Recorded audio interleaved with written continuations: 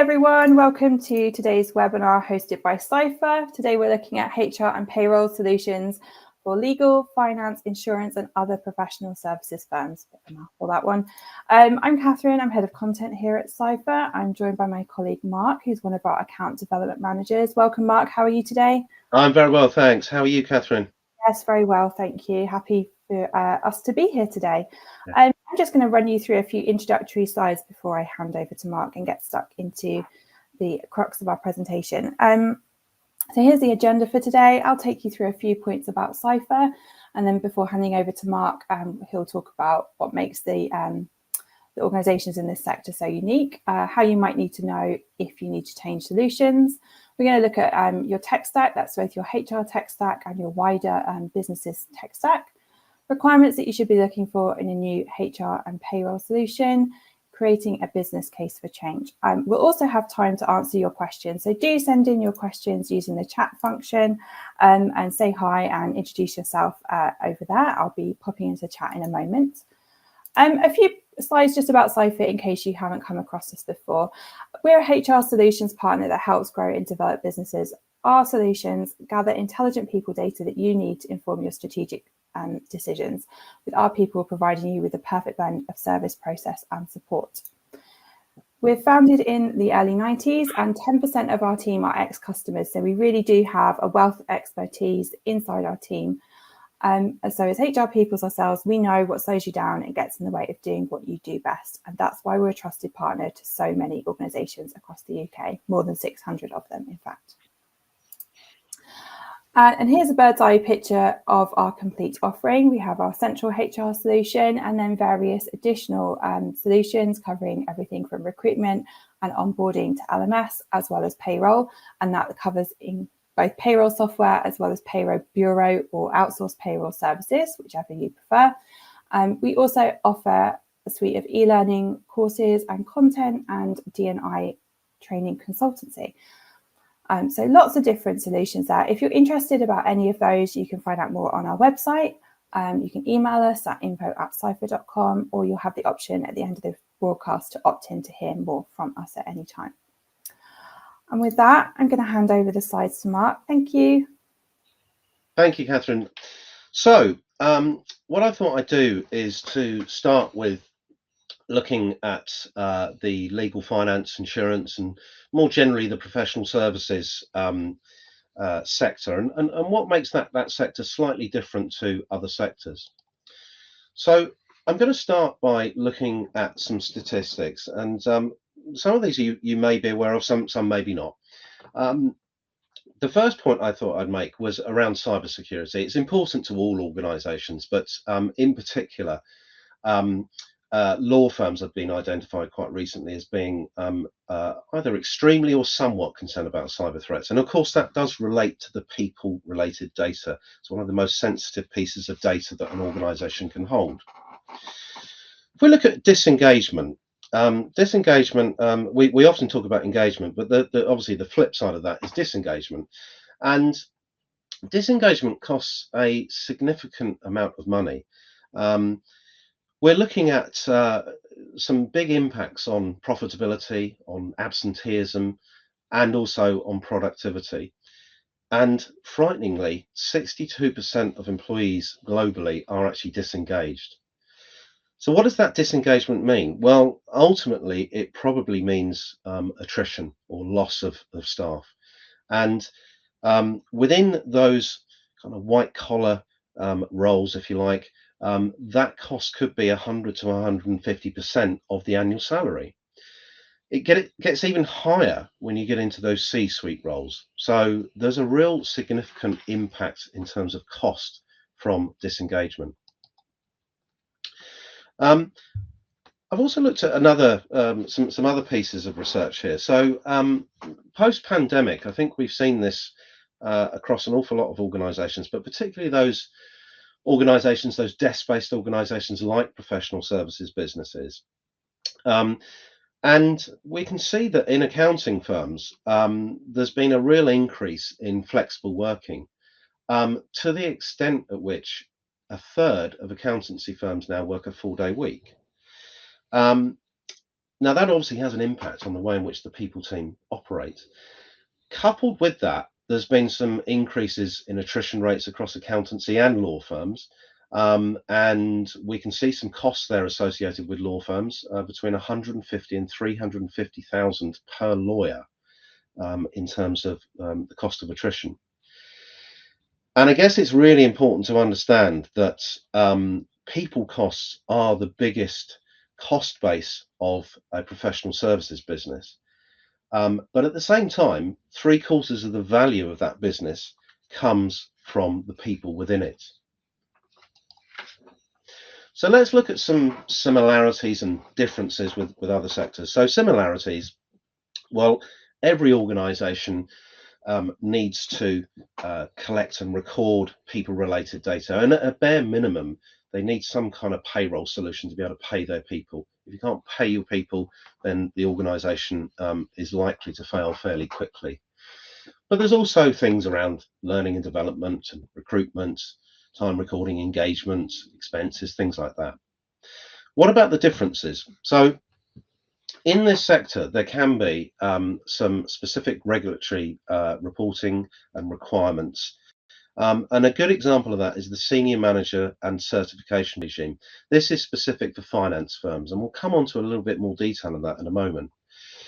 There's often a requirement to integrate with third-party systems. And again, we'll have a look at some of those third-party systems, what they might be, and how that integration might work. Professional services businesses are dominated by fee earners with professional qualifications, and as such, that means that they need to undertake continuous professional development, and so there's a fairly heavy emphasis on learning and development there. And this sector is dominated by people who are very highly paid, so employees and partners are highly paid in comparison to the rest of the population.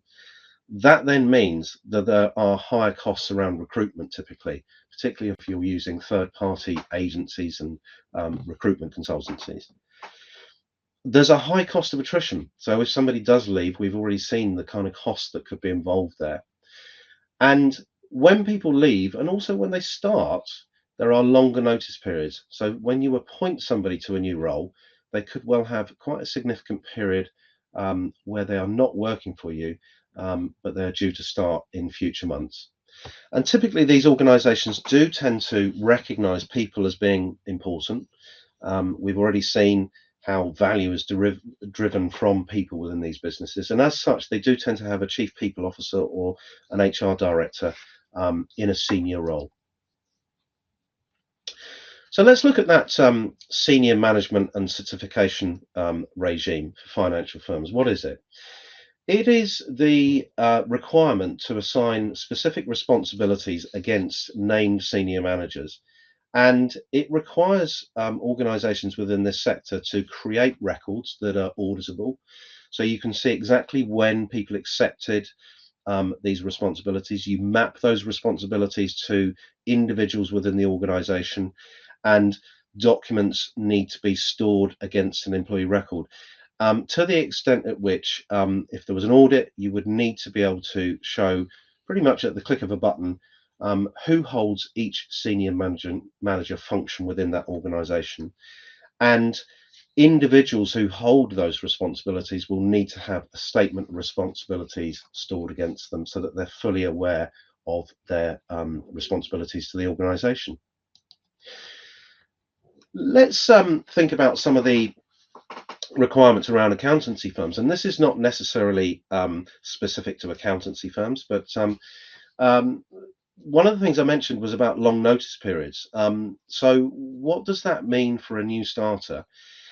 It means that there could be a 3-month, maybe even in some cases a 6-month period where you've actually appointed somebody to a new role, but they don't actually start with you for a period of time. And in that period, you need to undertake a number of tasks. One of the key tasks would be to engage that new employee. The last thing you want is to go through a costly recruitment exercise and then for that new employee to not start with the organization. So engagement's really important here.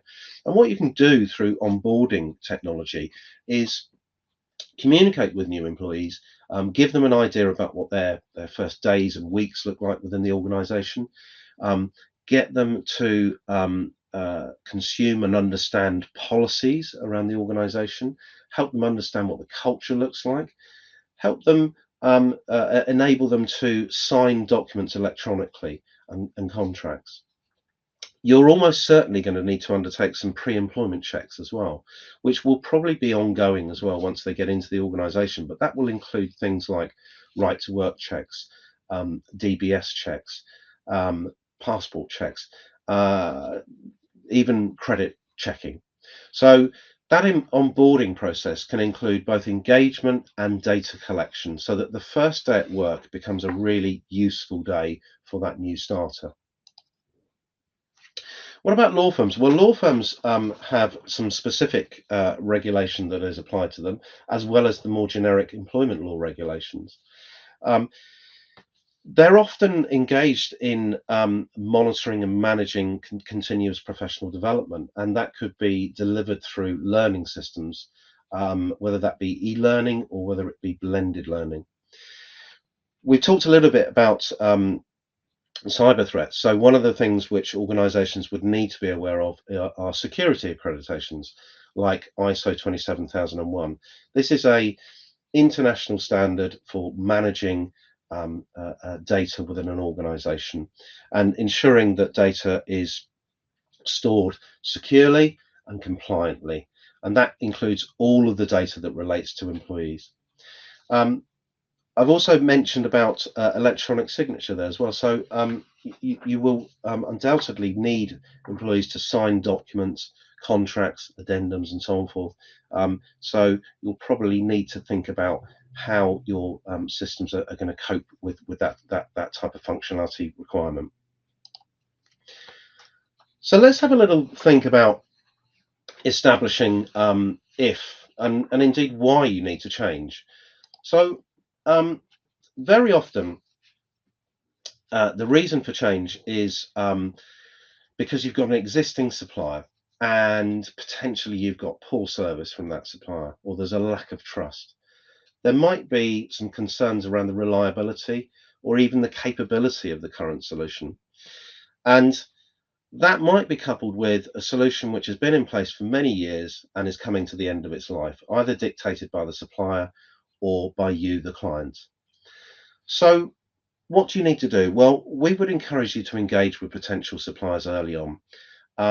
Start to understand what the capabilities are of those suppliers and what they specialize in. Are they focused on your sector, the professional services market? The kind of requirements that are for an accountancy business will be very similar to that of a law firm, to that of a architecture practice. So if they specialize in that area, that might be a supplier to look at. They might also have some functional expertise, and they might also be focused on a particular size of organization. But regardless of all that, you're looking for an equal partnership with your new supplier. So let's delve into a little bit more detail around those sector expertise. As I mentioned, professional services have some unique attributes. You may find suppliers who have a good deal of experience within that sector, and that might be accidental or deliberate. Deliberate means that they've designed their solutions specifically for that market. Accidental means that they have capabilities within the market, but they haven't specifically designed it. Accidental is not necessarily bad. It just means that they've not designed the solution specifically for that market. But if they have a good presence within that market, you're then able to validate those claims with existing customers. What you're looking to do really is to transfer your requirements to scenarios that you can test out with the new supplier. That will enable you to get stakeholder buy-in from all of the key people within your organization and allow you to make effective decisions. Functional expertise. Some suppliers specialize in a particular area. That might be payroll, HR, L&D, and so on forth. So what's your focus? Where are you trying to solve problems? That will dictate the kind of suppliers that you talk to. And then the final part is size. So we tend to define the market into sort of three distinct buckets. The micro market, fewer than 100 employees. The mid market, 100 to 1500, and the enterprise with more than 1500. You may fall into one of those. You may actually be an international, have an international presence. So you might need to consider things like multilingual capability, or whether there are multiple territories that you need to be aware of compliance against various regulations. So what about the tech stack? What do you need to think about there? Well, as part of your project, you will start to define certain areas which might be in or out of scope. Now, some of these things might be out of scope and then completely out of your control. And by that, what I mean is that there are systems which, believe it or not, are related to other aspects of the business other than the HR or people team. And that could sit well outside of the remit of HR. So it's out of your control. It's not involved in the project. Any changes to those systems are probably going to be controlled by other teams within the organization. Then there are items which you've defined as being out of scope, but they might be relevant in the future. So it's important to bear in mind that scalable nature of the solution that you're looking to procure, and whether it has capabilities that you might need in the future. There might be other systems which are out of the control of HR, but you certainly have an influence over because they are people related. So again, you need to consider what they may be.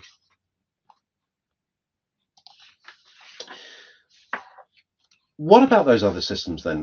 One of the key areas I think that is worth thinking about and focusing on, which is very relevant to the professional services sector, is time recording or timesheets.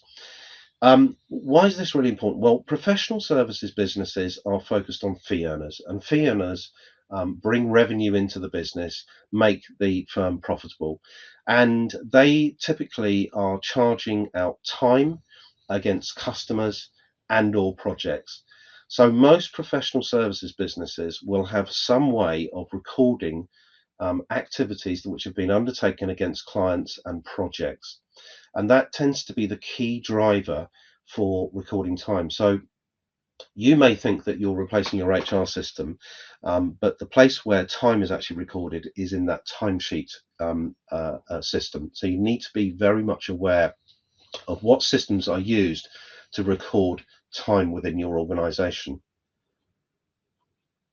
Coupled with that, you may need to be aware of your finance system, because the finance system may be part of that time recording facility.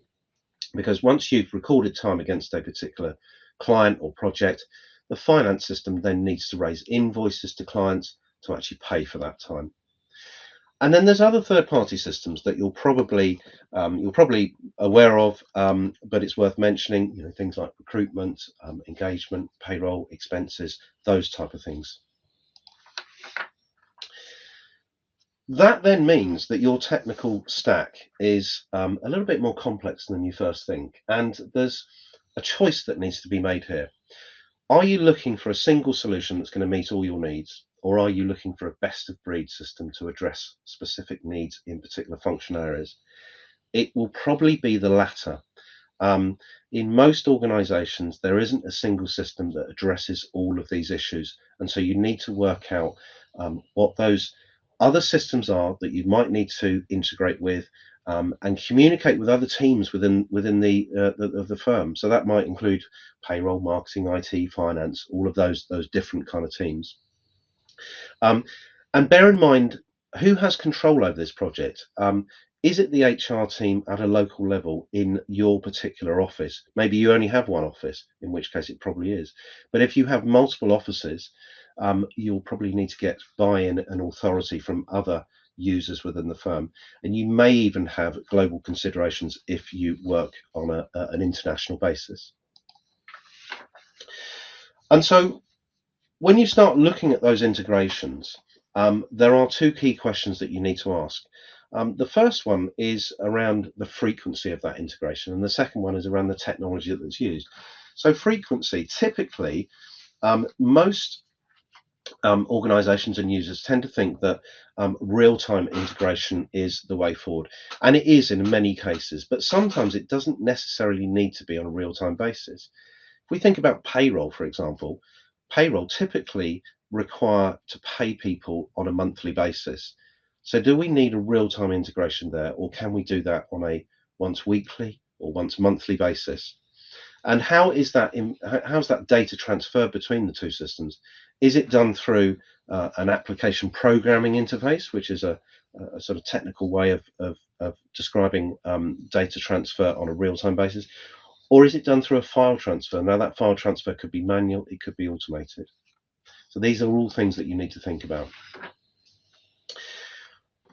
When you start looking at the market, you'll start to think, well, what are the features and requirements that we need to look for as an organization?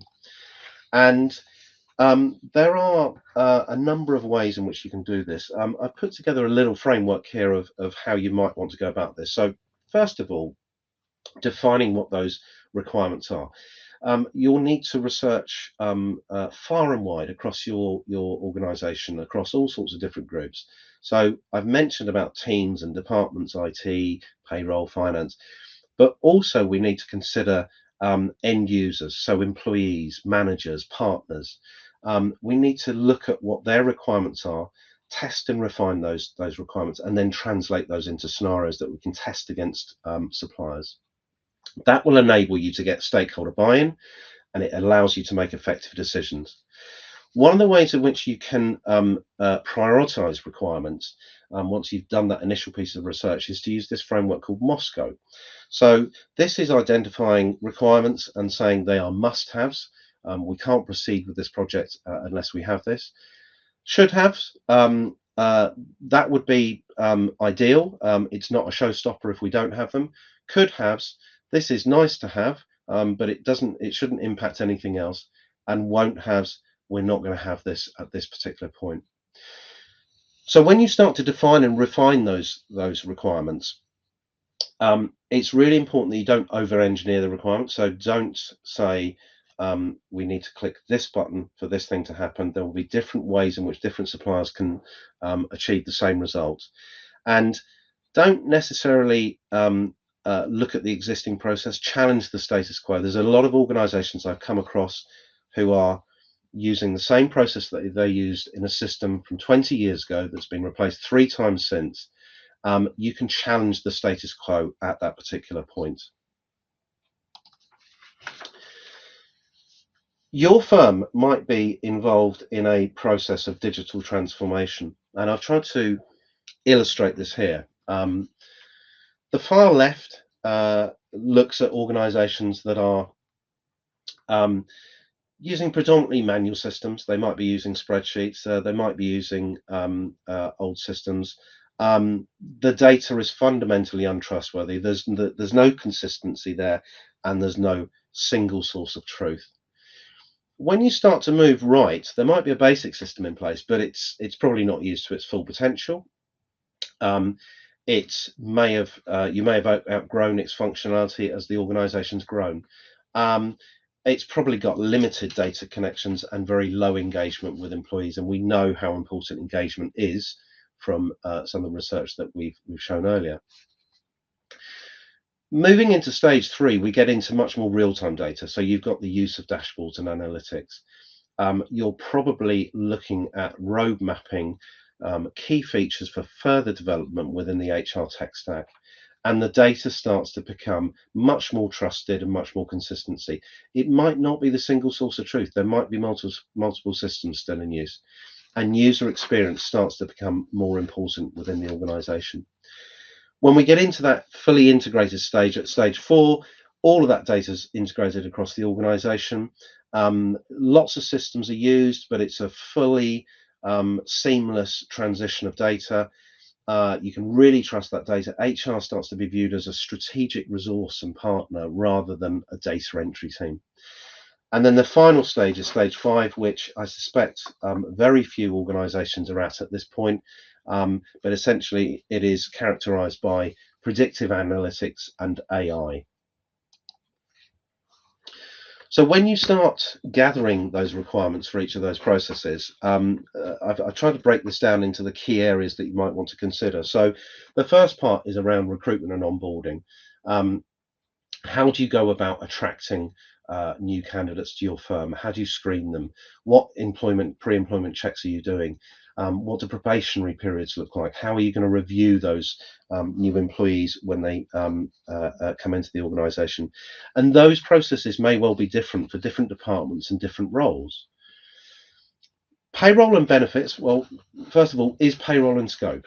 Very often it is, but equally, very often it's not.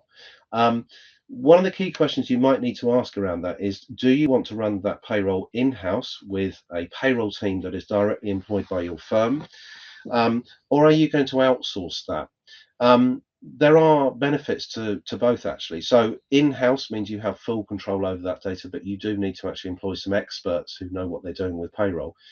Outsourced, you will have to get the data to your outsourced partner slightly earlier than you would do in an in-house solution, but you have a much more robust solution. There's lots of redundancy there. If somebody goes sick, it doesn't impact how people are paid. And probably one of the biggest turn-offs for an employee is if they're not paid correctly or not paid on time. But coupled with payroll, there are things like benefits. So what benefits providers do you use? Do you need to provide a total reward statement? Are there different platforms that employees need to go to get various information? And then we move into the managing people. So the first point I've made there is how data is captured.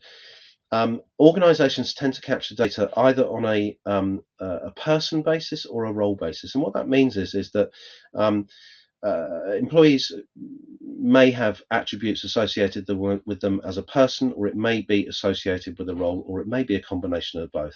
But it's quite important to determine where the attributes of their job cover over with the attributes of the person. You're undoubtedly going to have absence schemes, and they might be different for different groups of people. There might be different working patterns. And you need to understand what happens when people leave. What are you going to do with that data? When do you need to actually get rid of that data from a GDPR perspective? And that can be different for different organizations. It's about presenting a credible case for why you need to keep that data. So you might be holding data for a particular period of time because you want to report on absences historically. So you wouldn't necessarily delete the absence data from an employee as soon as they leave. Then we start to look at reporting. Do you need dashboards? Very often you do. That gives you a real-time view on what's going on in the organization. But you'll also want to create and maintain a catalog of reports, standard reports that you do in your organization. And when I say standard reports, I mean standard reports by your standard, not the vendor standard. The vendor may well have a set of standard reports, but they might not meet all of your key requirements. So you probably will have a requirement to create custom reports within the system. Even with that suite of reports, you're inevitably going to be asked for ad hoc reporting. Somebody is going to ask, what were the levels of absence in the compliance team in February 2021? That's ad hoc reporting. So you need to be able to go and find that information quickly and easily. And reports very often are useful if they can be predefined in their format and also scheduled to run automatically. So you can distribute them to a wide group of people within the organization with the correct security parameters applied. So a line manager only sees information that is relevant to them, whereas a member of the board probably sees organization-wide information. You'll start to think about how you're going to develop and retain your employees, and that could be through learning platforms, it could be through engagement platforms. You'll probably need to record compliance and training records at a bare minimum. And then you'll probably be looking at managing your talent and performance. But to that end, what are you actually managing? What are you measuring? How often are you measuring that? How are you undertaking appraisals and reviews? Is it a once a year activity? Is it a once a month activity? So you'll need to have flexibility in your solution in order to meet those requirements within the organization. How do you go about choosing the right supplier? Well, the first point is related to procuring a long-term solution. You'll probably want to use this solution for somewhere between 3 and 7 years. We found that on average, customers tend to change their systems about every 7 years. So if you're buying a solution now, you first of all want to ensure that you've got a financially stable partner in your supplier, and one that's going to develop the solution according to trends in technology, changes in legislation, that will reflect your organization going forward. I've mentioned about security accreditations. Most of the suppliers within this sector will have ISO 27001, but it's also important to consider where the data is housed and who owns the data. At Ciphr, we believe that you should own the data. It is your data to own. And a lot of organizations will be concerned about the location of the data. If you're a UK-based firm, you'll probably want that data to be cloud-based in the UK. When you look at your supplier, make sure that they've got a track record of successful projects. You need to be confident that it's going to deliver what you want. There will be technology fits as well. So modern technology is much easier to work with and integrate as you go forward. And the solution may well need to be scalable, because if you're a growing business, you need to ensure that the solution can grow with your business and reflect your changing needs, and at the very least be a user-friendly and proactive solution. So you've gone through that requirements gathering, you've looked at different suppliers. How do you then persuade people in the organization that this is a good idea to move forward with? This is all about the business case. And the business case addresses a number of things. The first thing it does is it looks at critical pain points. So this is your role, perhaps in conjunction with your supplier, to understand what the business implications are of, first of all, doing nothing, and secondly, of providing a solution. So if you do nothing, what are the impacts there? Who's affected? How wide is that impact? And is it really a priority? Because some things you can live with, some things are really painful. When you look at those pain points, you can start to define goals and objectives around that. And that might be around cutting costs or boosting productivity, or probably both, actually.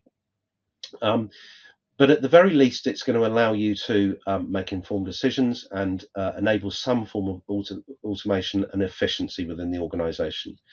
And you can start to measure that with key facts that are known to you at the start of the project, and you can then measure further down the line. So that might be things like attrition or absence rates, how quickly you can recruit people, how much it costs you to recruit people, what sort of efficiencies are you going to gain, and how are you able to demonstrate compliance with regulation. And that will require a lot of research to establish the cost that this is likely to be incurred by the organisation, how long it's going to take to implement, and what sort of effort is required both on the supplier's perspective, but also you as the end user and client. To that end, it can be really useful to calculate a return on investment. And return on investment is about mapping out all of those pain points or functional areas that you're looking to address. What you're able to do at that point is to define the time and or the cost that's associated with that pain point. It's useful to then look at how many times that pain point occurs. So you might look at this on a weekly, monthly, annual basis. And you can then match those pain points to the new solution and look at how the new solution copes with that and calculate a difference in time and or cost. Chief finance officers and FDs, they like to deal in hard facts, and it tends to be quite hard to argue with a well-positioned return on investment calculation. So I've got a little example here of how you might go through that return on investment calculation. So if we focus on the top line, first of all, this is about holiday requests. So the first thing we do is we say, well, how long does it take to do that particular request? And in this case, it's 15 minutes as an example. We're then defining that that happens about 100 times a month, and the cost in an hourly rate for the person who does this, or people who do this, averages out at £18.76. That then means that on a monthly basis, it costs us £469 to undertake this task. With the new solution, we can reduce that time down to 1 minute, and we still have the same number of instances. We still have the same hourly rate, but the cost is significantly lower, and that then shows us a time saving of 23 hours 20 minutes and a cost saving of £437.73. So we can present that either in time or cost, depending on how the organisation prefers to see that kind of information. And it might be different for different groups of people. Finance directors tend to like to see it in cost, but time is also useful as well. What should that business case include? Well, the return on investment obviously is really useful. But ultimately, the business case is your opportunity to present a vision for change in your technical or technology platform. And you need to illustrate that the vision can be achieved using facts and reasonable assumptions. And that can be done using that return on investment calculator. You can start to communicate a common understanding of the goals and objectives for using a new solution and create a vision for the future of HR within the organization. That will then mean that you will be setting out clear priorities, and you're going to need to get buy-in from both your people team, but also your customers and the senior leadership team. And when I say customers, I mean employees, managers, partners. These are people who will be using this solution on a day-to-day basis. Ultimately, your business case needs to be clear and communicate what you need to invest, the time that it's going to take, and the benefits that you're going to get as a result of implementing this solution. Okay, so let's have a little quick recap on what we've looked at today. As we do this, I just thought I'd show you a quick screenshot of some of the customers that we work with within the professional services sector. But the key areas that we've covered off today, first of all, we looked at why this sector is different. So some of the relevant points here are the fact that people in this sector, employees in this sector, tend to be fairly highly paid, in some cases very well paid, and it's expensive to replace those employees. The biggest cost in a professional services business are its employees. There will be compliance, which is specific to your industry, and it's really important to engage employees because of the high cost of disengagement and attrition. And there's highly likely going to be a CPO within your organization. When you start to establish the case for change, start to look at why you need to do that. Is it because you've just got a basic system or no system? Maybe there's poor service or capability, functional requirements in your system. Maybe you've got really low engagement with employees, and you can use some of those stats to demonstrate how important that is. When you start to look at the future situation, you will be able to communicate with stakeholders about real-time data through dashboards and analytics. You'll probably want to look at how you can roadmap further capabilities into your HR tech stack and ultimately get a single source of truth from your data. When you start to look at the requirements, you're going to want to consider integrations.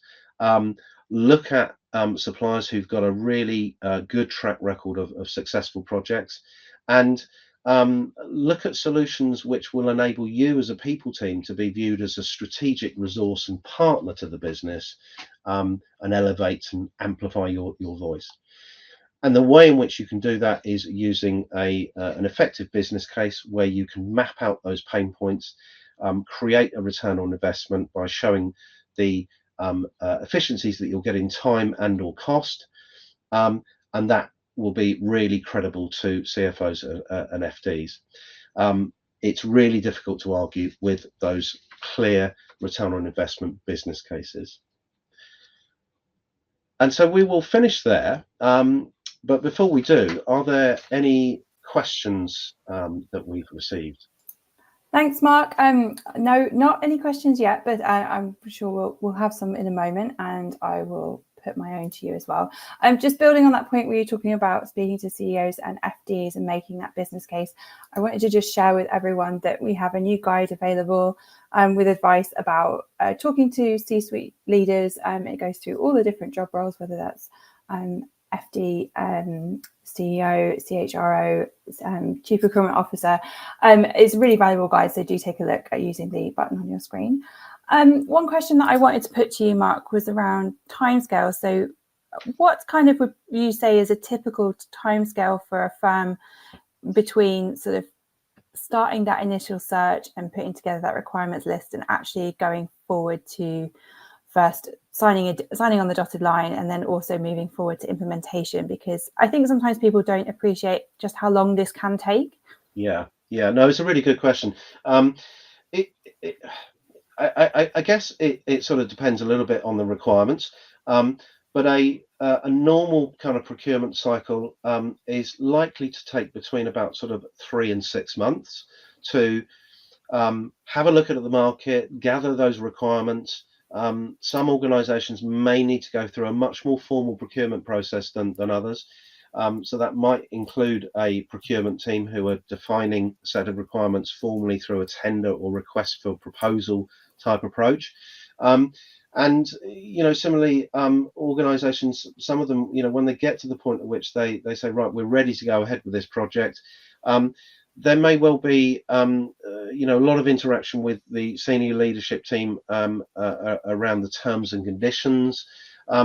But, a 3 to 6 month period tends to be the sort of likely timescale of the procurement exercise. Once you then have signed on the dotted line, it's about implementing the solution. And again, this depends on the level of complexity and functionality that you're looking for in the organization. We would tend to recommend not rushing that process. Give yourself some contingency, give yourself some breathing space. If you're including payroll within that implementation, I think a safe period of time to work on would be a minimum of 6 months, just to allow you to get all of the right data into those systems, to run some parallel test runs to ensure that people are being paid correctly. And I mentioned this before, but it is really critical. People like to be paid correctly and on time. So give yourself that breathing space to undertake that exercise in a really diligent way. Sure. And I guess something else that people might want to consider is if they're already using a different system and they're looking to switch providers, when that contract is going to end and how those two systems might, whether you need a period of overlap in your contracts, because you don't want to be left high and dry without a system. Yeah, exactly. Really good point.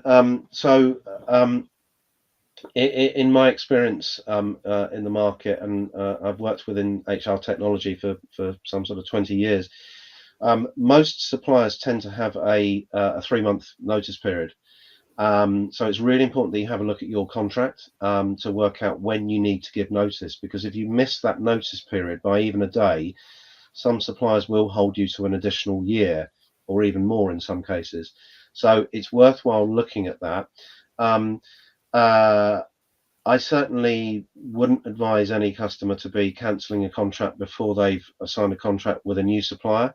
There's a good deal of risk associated there. And, it is, I keep saying this, breathing space, contingency.